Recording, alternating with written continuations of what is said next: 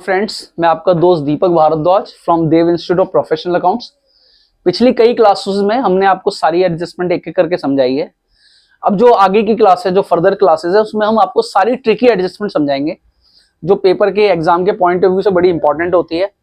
और अधिकतर बच्चों को ये पता नहीं होता कि इस तरीके की एडजस्टमेंट को कैसे करेंगे, क्योंकि ये नॉर्मल एडजस्टमेंट नहीं है।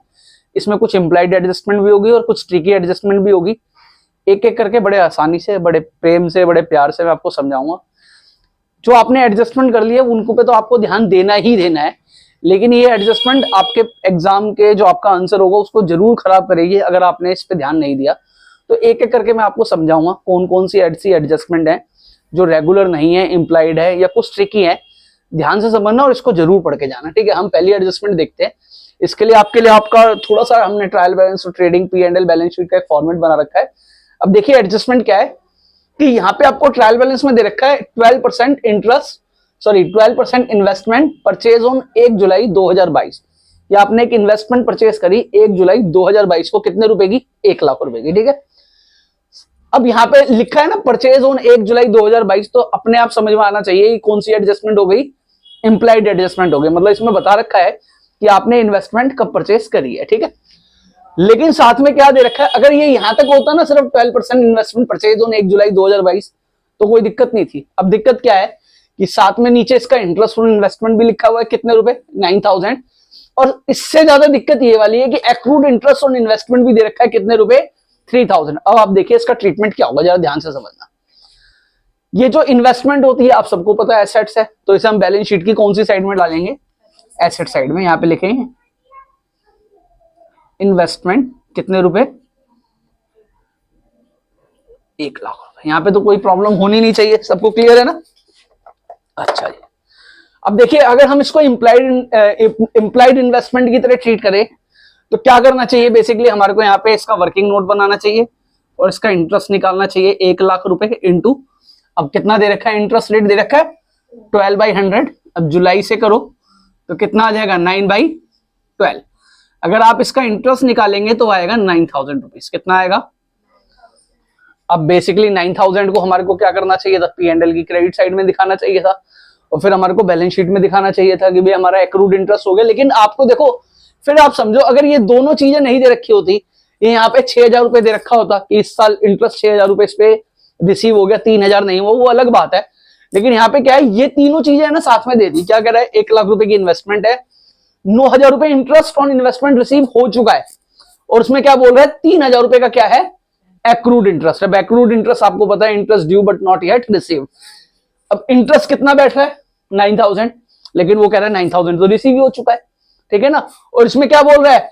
Accrued interest on investment 3000। अब आप एक चीज समझिए कि एक्रूड इंटरेस्ट वाली जो हमें एडजस्टमेंट पढ़ते थे उनको हम आउटसाइड एडजस्टमेंट मानते थे, उसे एम्प्लॉयड एडजस्टमेंट नहीं मानते थे, उसका अलग से ट्रीटमेंट होता था। लेकिन अब आपको यहीं पे बोल दिया ट्रायल बैलेंस में कि एक्रूड इंटरेस्ट ऑन इन्वेस्टमेंट कितनी है? 3000। तो अब आप क्या करोगे? ध्यान से समझना। सबसे पहले तो आपने 1 लाख रुपए थे, 12% इन्वेस्टमेंट, इसको बैलेंस शीट की एसेट साइड में डाल दिया। अब आप समझिए ट्रेडिंग अकाउंट की जगह क्या है? P&L अकाउंट है, सिर्फ प्रॉफिट एंड लॉस अकाउंट है, ठीक है। अब आप क्या करेंगे? देखो इंटरेस्ट कितना बैठता है बोलो, और 9000 तो ऑलरेडी दे रखा है, तो इसे सीधा P&L की क्रेडिट साइड में डाल देंगे और लिखेंगे बाई इंटरेस्ट ऑन इन्वेस्टमेंट, ठीक है।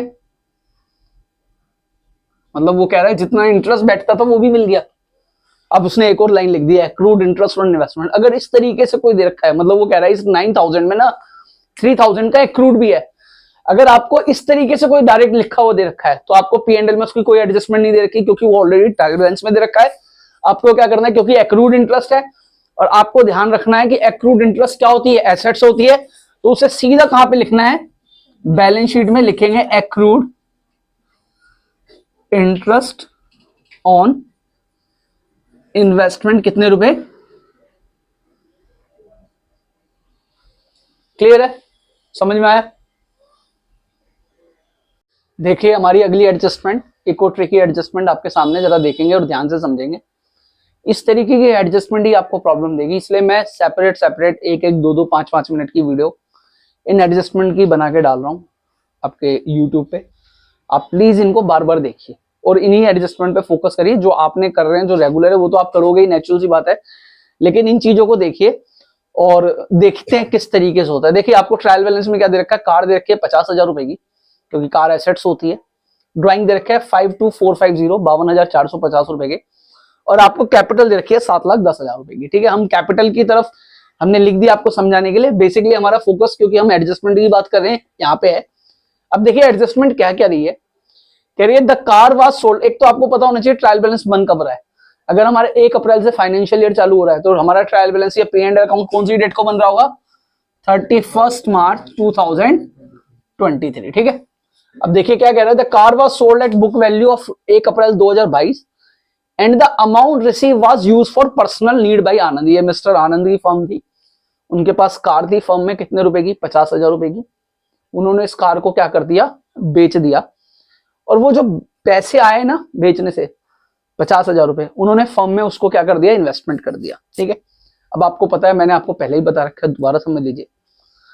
आप अपने घर से या अपने पर्सनल मतलब इनपुट से जो भी पैसा बिजनेस में लगाते हैं ना, वो सारा क्या कहलाता है, कैपिटल कहलाता है। क्या कहलाता है, और जो भी पैसा आप बिजनेस से विड्रॉ कर लेते हैं, किसके लिए, पर्सनल यूज के लिए, वो क्या कहलाता है, ड्राइंग कहलाता है। ठीक है, सही बोला मैंने, जो पैसा आप बिजनेस में लगाओगे वो कैपिटल है, और जो बिजनेस से विड्रॉ करोगे वो ड्राइंग है। अब इसमें हुआ क्या, एक बार दोबारा देख लो।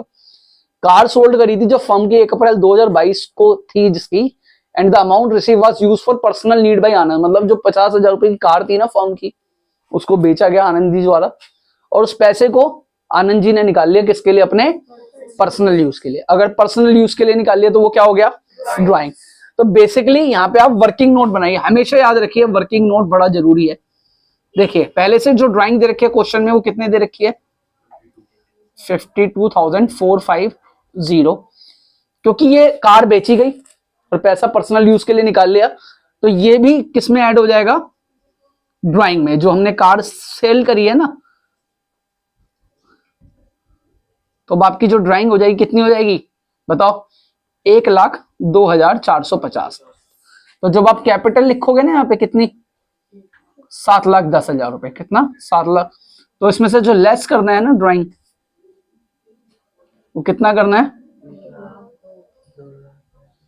अच्छा आप इसको चाहे तो वर्किंग नोट में इस तरीके से दिखा सकते हो, या यहाँ पे ऐसे भी दिखा सकते हो, सेकेंड वे।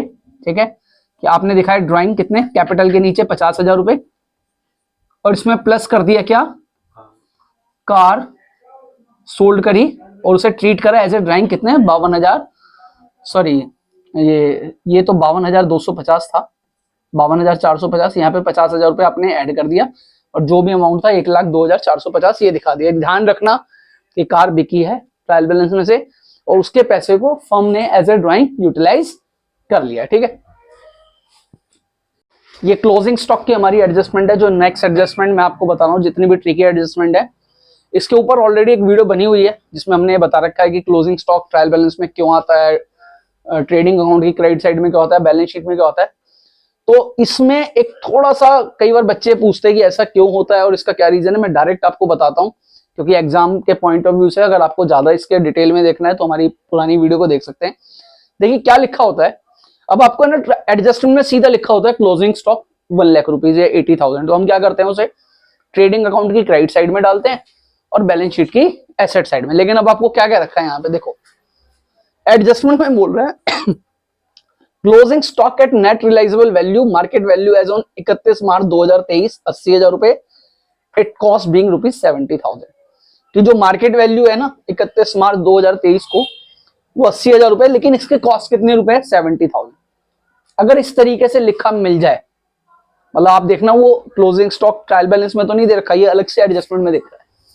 अगर आपको ऐसा लिखा मिल जाए तो कुछ भी सोचने की जरूरत नहीं है, बस ये ध्यान रखना है कि जो भी वैल्यू दोनों में से लेस होगी, विच एवर इज लेस, उसको ही आपको ट्रेडिंग अकाउंट में डालना है और उसको ही बैलेंस शीट में डालना है। ठीक है, यहाँ पे लिखा भी हुआ है, मैंने आपके लिए नोट्स बना दिया है। Closing stock is valued at cost और net realisable value, market value, whichever is less, यहाँ पे लिख भी दिया है। Hence it is shown at ₹70,000 being cost which is less than the net realizable value, मतलब मार्केट वैल्यू। मतलब आपको क्या ध्यान रखना है, अगर आपको क्लोजिंग स्टॉक की एडजस्टमेंट में ऐसे दो अमाउंट दे रखे हैं, तो विच एवर इज लेस, मतलब जो भी दोनों में से क्या है, कम है, उसी को आपको ट्रायल बैलेंस में, सॉरी आपको P&L अकाउंट या ट्रेडिंग अकाउंट या बैलेंस शीट में जहां पे भी आपको पुट करना है, मतलब हमारे को बेसिकली कहां करना है, ट्रेडिंग अकाउंट में, तो हम उसको ट्रेडिंग अकाउंट में करते हैं, ठीक है। और क्या लिखेंगे यहाँ पे, बाई क्लोजिंग स्टॉक, कितने रुपए, 70,000, कितना लिखेंगे, 70,000, ठीक है। और ठीक है, इसका वर्किंग नोट भी आप बना के दिखा सकते हो, इस तरीके से लिख सकते हो, और यहाँ पे लिखेंगे क्लोजिंग स्टॉक कितने रुपए, 70,000। हम उसकी अलग से आपको एक क्लास देंगे, वीडियो बनाएंगे एक छोटी सी, जिसमें ट्रायल बैलेंस के अंदर क्लोजिंग स्टॉक दे रखा होता है और बच्चे फिर कंफ्यूज हो जाते हैं। मैं बड़ा सीधा सीधा समझा रहा हूँ, बड़े आसान तरीके से आराम से समझा रहा हूँ कि अगर एडजस्टमेंट में दो वैल्यू दे रखी है किसकी, क्लोजिंग स्टॉक की, तो जो भी दोनों में से क्या है, कम है, उसको आपको ट्रेडिंग अकाउंट की राइट साइड में और बैलेंस शीट की एसेट साइड में लिखना है, दैट्स इट। देखिए हमारी अगली एडजस्टमेंट जो है वो बड़ी इंपॉर्टेंट है, ठीक है भाई। बच्चे कई बार ये सवाल पूछते हैं कि इसका सॉल्यूशन कैसे होगा, इसके ऊपर पहले भी एक वीडियो बनी हुई है जिसमें क्लोजिंग स्टॉक कब क्यों कैसे आता है उसको मैंने पूरा बता रखा है, आप उसको भी देख सकते हैं। लेकिन फिलहाल क्योंकि एग्जाम के पॉइंट ऑफ व्यू से हम आपको समझा रहे हैं, तो डायरेक्ट ज्यादा टाइम ना खराब होते, सीधी सीधी बात बताऊंगा कि किस तरीके से एडजस्टमेंट करना है। सपोज करो आपको जो क्लोजिंग स्टॉक की जो एडजस्टमेंट है ना वो अलग से दे रखी है, और क्या लिखा हुआ है ये तो हमने आपके लिए समझाया कि किस तरीके से आपको लिखना है, लेकिन एडजस्टमेंट ये है, एडजस्टमेंट क्या कह रही है क्लोजिंग स्टॉक की, कि closing stock at net realisable value, मतलब जो मार्केट वैल्यू है एज ऑन 31 मार्च को 2023 को, एक बार इसको बंद कर यार जरा, मैंने गलत तो नहीं लिख दिया, इसको बंद कर वीडियो। ट्रायल बैलेंस के अंदर कार दे रखी थी ना, क्योंकि वो हमने बेच दी, तो कार भी क्या हो जाएगी, जीरो हो जाएगी, मतलब बेसिकली क्योंकि हमने सेल कर दी तो बैलेंस शीट में आएगी नहीं। अगर नहीं बेची होती तो हमारी क्या बनती, एसेट्स बनती थी, क्योंकि कार बेच दी और उसको यूटिलाइज कर लिया किसके लिए, पर्सनल यूज के लिए, so that's why it is drawing. Clear है, कोई डाउट, चलो ठीक है।